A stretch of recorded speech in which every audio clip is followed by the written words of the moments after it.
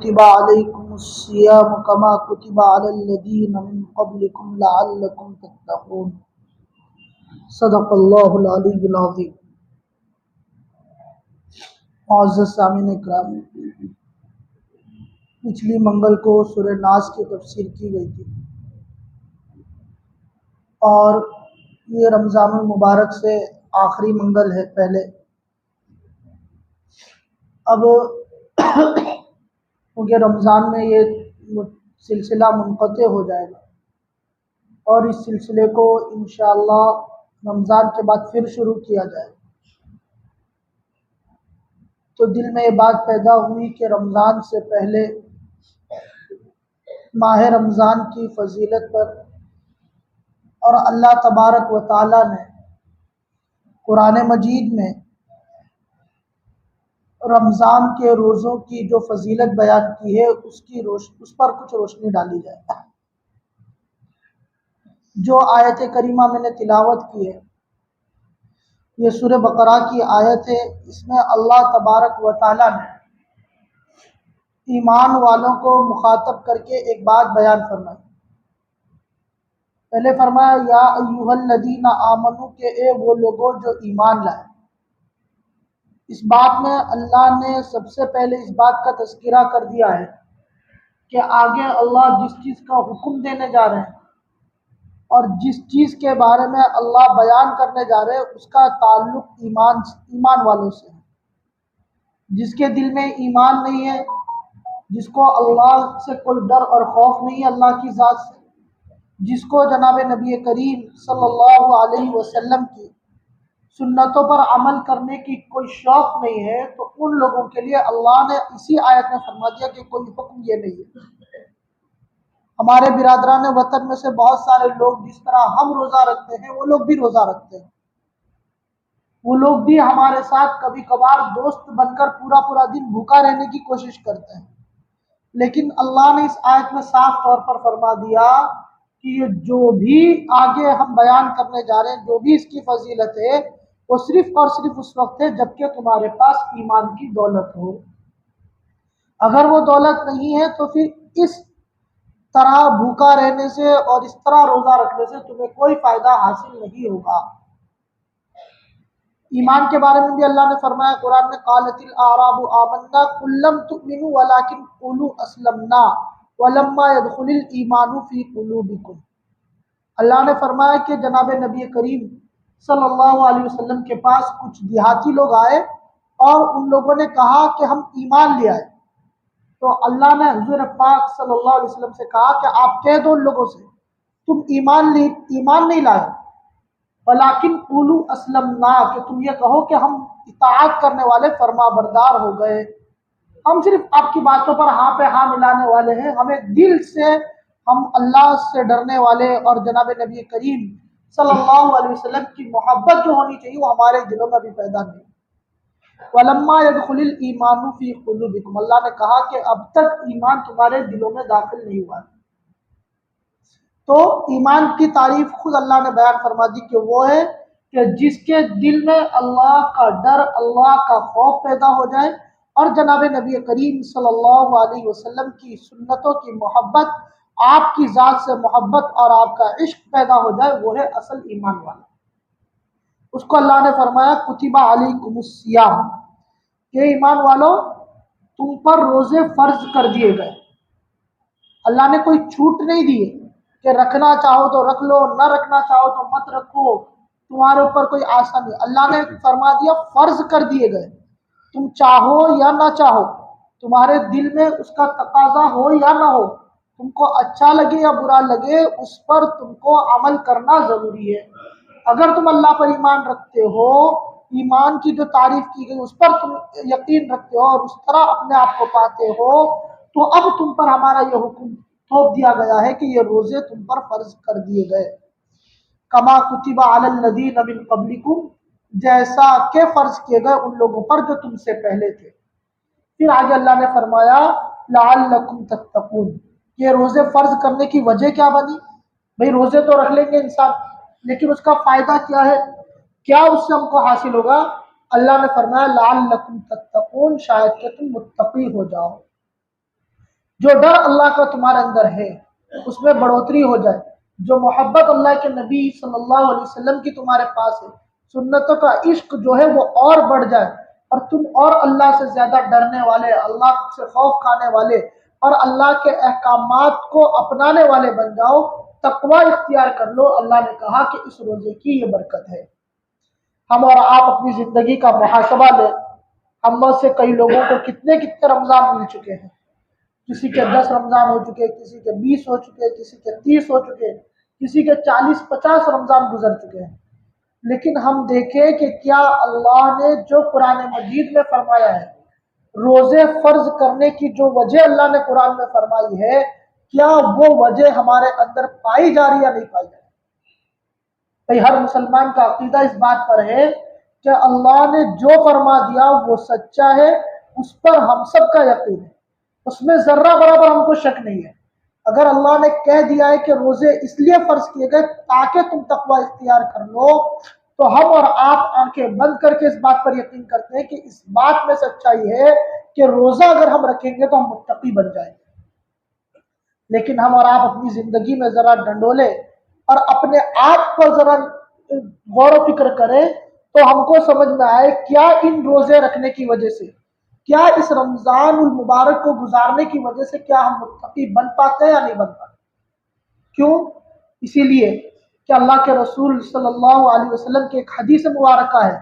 جس میں آپ نے فرمایا ہے کہ بعض لوگ ایسے ہیں کہ جو صرف اور صرف بھوکا پیاسا رہنے کے علاوہ ان کو اس روزے کا کوئی ثواب اللہ نہیں دیتے، صرف اور صرف وہ بھوکے پیاسے پورا دن اپنا دن گزار رہے ہیں، کھانے سے رکے ہوئے ہیں، پینے سے رکے ہوئے، لیکن اس روزے کے جو اثرات، جو ثواب ان کو ملنا چاہیے وہ نہیں ملتا ہے۔ کیوں؟ اس وجہ سے کہ اس روزے کی حالت میں بھی وہ دوسرے گناہوں میں شامل ہے۔ ہم اور آپ دیکھتے ہیں کہ بھئی روزہ نہیں ہے تو انسان کو فکر لگی رہتی ہے کہ بھئی یہ ٹائم ہو گیا ہے، اتنے وقت کھانے کھانا جانا ہے، پھر کھانا کھا کے واپس دکان پہ آنا ہے، یہ کرنا ہے وہ کرنا ہے۔ لیکن رمضان میں کھانے کی چھٹی ہے، پینے کی چھٹی ہے، تو انسان کیا کرتا ہے؟ اب اس وقت کو کہیں نہ کہیں گزارنے کے چکر میں وہ اپنے دوست یاروں کی محفل میں بیٹھ جاتا ہے، صبح جلدی اٹھنے کی کوشش میں شہری کے اندر رات میں نماز لمبی ہو جاتی ہے، 10-11 بج جاتے ہیں، اب سوچتے ہیں کہ ابھی سو جائیں گے تو صبح آنکھ نہیں کھلے گی، تو ہم دوستوں یاروں کی محفل میں بیٹھ جاتے ہیں اور گپے لڑانا شروع کرتے ہیں، اور ان گپے لڑانے میں ہم غیبت تک پہنچ جاتے ہیں، کبھی اس کی بات، کبھی اس کی بات، کبھی فلانے کی بات، کبھی تیسرے کی بات، کبھی چوتھے کی بات، اور ہم غیبتوں میں اپنی زندگی گزارنے لگتے ہیں۔ اللہ کے رسول صلی اللہ علیہ وسلم کے زمانے میں 2 عورتوں نے روزہ رکھا ہوا تھا، اور روزے کی حالت کے اندر ان کی ایسی حالت ہو گئی کہ روزے کے درمیان بالکل وہ ایسی ہو گئی کہ اگر وہ روزہ آگے چلائے تو ان کی انتقال ہو گئی، بالکل ان کی تکلیف حد سے باہر ہو گئی۔ جناب نبی کریم صلی اللہ علیہ وسلم کے پاس ان کا واقعہ پیش کیا گیا، آپ نے فرمایا کہ ایک برتن لے کر جاؤ اور ان کو بولو کہ اس میں قے کریں۔ وہ برتن لے کر ان کے پاس گئے اور ان کو کہا گیا کہ آپ اس میں قے کرو، تو اس قے کے اندر گوشت، تازے گوشت کے ٹکڑے نکل کر آئے۔ تو وہ عورتیں بھی حیران ہو گئی کہ ہم نے تو گوشت کھایا بھی نہیں صبح میں، اور اتنی اللہ نے اس وقت فراوانی بھی نہیں دی کہ وہ لوگ روز گوشت کھا سکے۔ تو ان عورتوں نے کہا کہ آج تو ہم نے نہ سحری میں گوشت کھایا ہے اور پورا دن روزہ ہے، یہ گوشت کے ٹکڑے کہاں سے آئے؟ اللہ کے رسول صلی اللہ علیہ وسلم نے فرمایا کہ ان لوگوں نے اپنے بھائیوں کی غیبت کی ہے، جس کی وجہ سے اللہ نے ان کو یہ عذاب دیا۔ یہ اللہ کا احسان ہے، اللہ کا کرم ہے کہ اس طرح کی چیزیں ہمارے ساتھ پیش نہیں آتی ہیں، مگر اللہ نے اس امت کو سبق سکھانے کے لیے، اس امت کو دکھانے کے لیے کہ جو آپ کرتے ہو غیبت، اس کا اصل طریقہ یہ ہے کہ آپ اپنے مردار بھائی کا گوشت کھا رہے ہو، اس کو دکھانے کے لیے اللہ نے صحابہ کے ساتھ کچھ واقعات اس طرح کیے ہیں۔ سوچئے کہ اگر ہم ایک طرف تو اللہ کے لیے روزہ رکھیں اور دوسری طرف اسی اللہ کے احکامات کو ٹال کر انسان جو ہے وہ گناہوں میں مبتلا ہے، انسان اپنے ظہر کی نماز کو چھوڑے ہوئے ہے، انسان عصر کی نماز چھوڑ کر ادھر ادھر گھوم رہا ہے، مغرب کی نماز افطاری کی نظر کر کے وہ بیٹھ کے افطاری کر رہا ہے کہ بھئی ابھی تو میں پورا دن بھوکا رہا، اللہ کے لیے اب کھانے کا وقت آیا ہے، میں اچھی طرح سیراب ہو کر کھا لوں پھر نماز پڑھ لوں۔ تو بھائی جس رمضان کے مہینے میں اللہ نے ایک نماز کا ثواب دگنا کر دیا، ایک فرض نماز کا ثواب 70 فرض نمازوں کے برابر کر دیا، سنتوں کا ثواب فرض کے برابر کر دیا، نفل کا ثواب سنتوں کے برابر کر دیا، اور اللہ نے جس میں جہنم کے تمام دروازوں کو بند کر دیا ہے، شیطان کو قید کر کے رکھ دیا اللہ نے، اور ایک انسان ایک اپنے بندے سے کہہ دیا کہ 11 مہینے تو نے عیاشی کر لی، تو نے یہ کر لیا وہ کر لیا، خوب تو نے ادھر ادھر اپنی زندگی کو گزار لیا، یہ ایک مہینہ اللہ نے دیا ہے کہ تم اس میں آ کر اللہ کے بند کر دیا۔ اس میں بھی ہم اور آپ سوچیں کہ ہماری زندگی کا کیا حال بنا ہے۔ ہمارے کئی بھائی لوگ ایسے ہیں، کئی ہمارے دوست لوگ ایسے ہیں جو رمضان آنے سے پہلے بیٹھ جاتے ہیں اور اپنا پورا شیڈیول بناتے ہیں، اپنا نظام الاوقات تیار کرتے ہیں کہ مجھے اتنے وقت کھڑا سو کر اٹھنا ہے، اتنے وقت سے اتنے وقت تک اللہ کی عبادت کرنا ہے، اتنے وقت سے اتنے وقت تک مجھے تجارت میں مشغول ہونا ہے، پھر یہ وقت نماز کا ہے، اتنی دیر پہلے نماز سے پہنچنا ہے۔ کئی ہمارے بھائی ایسے ہیں۔ اس رمضان کی فضیلتوں کو اٹھانے کی کوشش کرنی ہے۔ اسی رمضان کے بارے میں جناب نبی کریم صلی اللہ علیہ وسلم 2 مہینہ پہلے تیاری کرتے تھے۔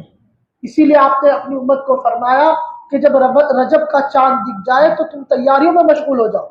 اور دعا سکھا دی، اللہم بارک لنا فی رجب و شعبان وبلغنا رمضان، کہ اللہ رجب اور شعبان میں برکت دے کر ہم کو رمضان تک پہنچا دے، تاکہ ہم رمضان کی برکتوں کو، رمضان کی جو رحمتیں ہیں، اللہ کی جو مغفرت کے دروازے کھلے ہوئے، اس سے ہم فائدہ اٹھا سکیں۔ اور یہ رمضان کو اللہ نے 3 عشروں میں بانٹ دیا، پہلا عشرہ رحمت کا، دوسرا مغفرت کا، تیسرا جہنم سے آزادی۔ اور اللہ نے اتنی اس امت پر احسان فرمایا کہ آخر رات میں اللہ اتنے لوگوں کو جہنم سے آزاد کرتے ہیں جتنا اللہ نے پورے رمضان میں کیے ہیں۔ اس کے بارے میں بعض علماء نے لکھا ہے کہ ان 3 عشروں کو اللہ نے جو تقسیم کیا، اس کی وجہ یہ ہے کہ اللہ کے کچھ نیک بندے ایسے ہیں جو بالکل اللہ کی نافرمانی سے دور بھاگتے ہیں، ہمیشہ اللہ کے ذکر میں مشغول رہتے ہیں، اور جہاں تک ہو سکے اپنے آپ کو گناہوں سے اور مشتبہات سے بچا کر رکھتے ہیں، تو ان کے لیے اللہ نے پہلی رمضان سے ہی اپنی رحمت کھول دی، بھائی ان پر رحمتیں نازل ہو رہی۔ دوسرے بعض وہ بندے ہیں جو آدھے ہیں کہ کبھی گناہ ہو گیا، کبھی اچھے کام ہو گئے، دونوں میں مشغول ہے وہ، کہ کبھی گناہ بھی ہو رہے ہیں، ساتھ ساتھ میں نیک کام بھی ہو رہے ہیں، نمازیں بھی پڑھی جا رہی ہیں اور اس کے ساتھ ساتھ لوگوں کی غیبت بھی ہو رہی ہے، اور نمازیں پڑھی جا رہی ہے، صدقہ خیرات بھی کیا جا رہا ہے، اور اس کے ساتھ ساتھ لوگوں کے مالوں کو ہڑپ کرنے کی بھی کوشش کی جاتی ہے۔ کئی سارے ایسے کام ہیں جو گناہ میں مشغول ہے، تو اللہ اس ایک عشرے کے بعد اس کی مغفرت فرمانا شروع ہے۔ تیسرے کیٹیگری کے وہ لوگ ہیں جو بالکل پورا سال اللہ کو بالکل یاد نہیں کرتے، ان کو پتہ بھی نہیں ہے کہ نماز کس طرح پڑھی جاتی ہے، کیا ہے کیا نہیں، اور بالکل وہ اللہ کو چھوڑ کر اپنی دنیا میں لگے ہوئے ہیں اور دنیا کو سنوارنے میں لگے ہوئے ہیں۔ تو اللہ نے کہا کہ ان 2 عشروں میں اللہ کی عبادت کرنے کے بعد اب جہنم سے ان کے لیے آزادی ہے۔ تو یہ 3 عشروں پر اللہ نے، کیونکہ انسانوں کی 3 قسمیں ہیں، اس پر اللہ نے ان 3 عشروں کو بانٹ دیا ہے۔ اور تقویٰ کس کو کہتے ہیں؟ تقوی کے بارے میں حضرت عمر رضی اللہ تعالیٰ عنہ کا وہ قول ہے کہ آپ نے ایک صحابی سے پوچھا کہ بھائی آپ یہ بتائیے کہ تقویٰ کس کو کہا جاتا ہے؟ تو انہوں نے کہا کہ امیر المؤمنین، آپ کبھی کسی کانٹے دار درختوں والے راستے سے گزرے ہیں؟ تو حضرت عمر نے فرمایا جی ہاں بالکل گزرا ہوں۔ تو انہوں نے فرمایا کہ آپ وہاں پر کس طرح گزرتے ہو؟ حضرت عمر نے فرمایا کہ میں چاروں طرف سے اپنے دامن کو سمیٹ کر نکلتا ہوں تاکہ کسی بھی کانٹے میں میرا دامن نہ لگ جائے، تاکہ اس سے میں کھینچا جاؤں۔ اس صحابی نے کہا کہ اللہ اے امیر المؤمنین، یہی تقویٰ ہے کہ اس دنیا میں رہتے ہوئے چاروں طرف جو گناہوں کے آلات پھیلے ہوئے ہیں اس سے اپنے آپ کو بچا کر صرف اللہ کے بتائے ہوئے راستے پر چلنا اور اپنی زندگی کو بچا لینا، یہ تقویٰ ہے۔ تقوی کے لیے میرے بزرگوں اور دوستوں کو یہ ضروری نہیں ہے کہ ہم راتوں رات اللہ کی عبادت کرنے والے بن جائیں، ہم 24 گھنٹہ ذکر و اذکار میں لگ جائیں، تجارت کو چھوڑ دیں وغیرہ، یہ کچھ ضروری نہیں۔ تقویٰ ہے گناہوں سے انسان کا بچنا۔ جو گناہ کے کام ہیں ہم سوچیں، ہم اس پر رک جائیں اور ان گناہوں سے اپنی زندگی کو بچا کر جناب نبی کریم صلی اللہ علیہ وسلم کی سنتوں پر اپنی زندگی کو ڈال دیں، یہ تقویٰ ہے، اور کوئی اس میں مشکل کام نہیں ہے۔ ہم تجارت کرنے بیٹھے ہیں، ہم یہ سوچیں کہ اس تجارت کے اندر جو طریقہ جناب نبی کریم صلی اللہ علیہ وسلم نے بتایا ہے اسی طریقے سے میں اس تجارت کو کروں گا، اس میں ذرہ برابر میں غفلہ نہیں کروں گا، میں اس میں کوئی کمی بیشی نہیں کروں گا، میں کسی کو دھوکہ نہیں دوں گا، تو یہ بھی تقویٰ ہے۔ انسان کو نماز کا وقت ہو گیا، نماز پڑھ لی اور نماز کے بعد جا کر پھر اپنی تجارت پر بیٹھ گیا اور اس تجارت کو اس نیت سے کر رہا ہے کہ اس تجارت سے میں اپنے گھر والوں کا پیٹ پالوں گا اور اس سے ان کو طاقت آئے گی، قوت آئے گی، وہ عبادت کریں گے، یہ بھی ایک سنت کا طریقہ، یہ بھی تقویٰ ہے۔ تقوی کا یہ مطلب نہیں کہ ہم تجارتوں کو چھوڑ دیں، دکانوں کو بند کر دیں، ہم دنیا کے کاموں کو بند کر کے مسجد میں آ کر بیٹھ جائیں، یہ تقویٰ نہیں۔ وہ دنیا میں رہتے ہوئے، دنیا کو کاموں کو کرتے ہوئے اللہ کے احکامات پر عمل کرنا اور جناب نبی کریم صلی اللہ علیہ وسلم کی سنتوں پر عمل کرنا اور گناہوں سے بچنا، یہ ہے تقویٰ۔ اور اللہ تبارک و تعالیٰ سے دیکھیں کہ اللہ نے فرمایا ہے کہ رمضان کی سب سے بڑی خاصیت یہ ہے کہ تم متقی بن جاؤ، روزے رکھو اور متقی بن جاؤ۔ اور اللہ نے کوئی اس میں تیسری چیز نہیں بیان فرمائی کہ تم روزے رکھو اور اتنے دن بھوکے رہو، یہ رہو۔ اور دوسرا اللہ نے فرمایا ہے کہ ہر چیز کا بدلہ اللہ نے اس دنیا میں اتار دیا ہے، چاہے جو بھی آپ نیک عمل کرو اللہ نے اس کا بدلہ دیا ہے، لیکن اللہ نے فرمایا کہ روزے کا بدلہ میں خود ہوں۔ محدثین نے اس کی تفسیر کرتے ہوئے فرمایا ہے کہ یا تو وہ اللہ خود بدلہ دیں گے جو دینا چاہے، اور اس کے علاوہ اس کا بدلہ اور کوئی نہیں جانتا ہے کہ کیا بدلہ اللہ اس کا دے سکتے ہیں۔ اللہ تبارک و تعالیٰ سے دعا کریں کہ اللہ تبارک و تعالیٰ ہمیں صحیح طریقے پر اور جس طرح اللہ چاہتے اس طرح ہمیں رمضان کی قدردانی کی توفیق عطا فرمائے۔ ہم اور آپ سوچیں کہ پچھلے سال ہمارے درمیان کتنے ہمارے بھائی لوگ تھے، اس سال ان کو رمضان نصیب نہیں ہوا ہے، ابھی اس سال ہم کو رمضان نصیب ہو رہا ہے، پتہ نہیں اگلے سال یہ رمضان کی بابرکت سعادتیں ہمیں نصیب ہو یا نہ ہو۔ اس لیے ہم یہ سوچ کر اٹھے کہ آج ہمیں یہ جو رمضان کی مبارک راتیں، مبارک ساعتیں نصیب ہو رہی ہے، اور جتنا ہم اس سے فائدہ اٹھا سکتے ہیں ہم اس سے فائدہ اٹھا لیں تاکہ ہم اپنی مغفرت آسانی سے کرا سکیں۔ اللہ تبارک و تعالیٰ ہمیں رمضان کی قدردانی کی توفیق عطا فرمائے۔ اور انشاءاللہ اب اگلی تفسیر جو ہے سورہ بقرہ سے شروع کریں گے، جو عید کے بعد شروع ہوگی انشاءاللہ۔ اللہ تبارک و تعالیٰ سے دعا کریں کہ اللہ تعالیٰ ہمیں سب کو رمضان کی ایک ایک منٹ کی اور ایک ایک ساعت کی قدردانی کی توفیق عطا فرمائے۔ آمین وآخر دعوانا الحمدللہ رب العالمین۔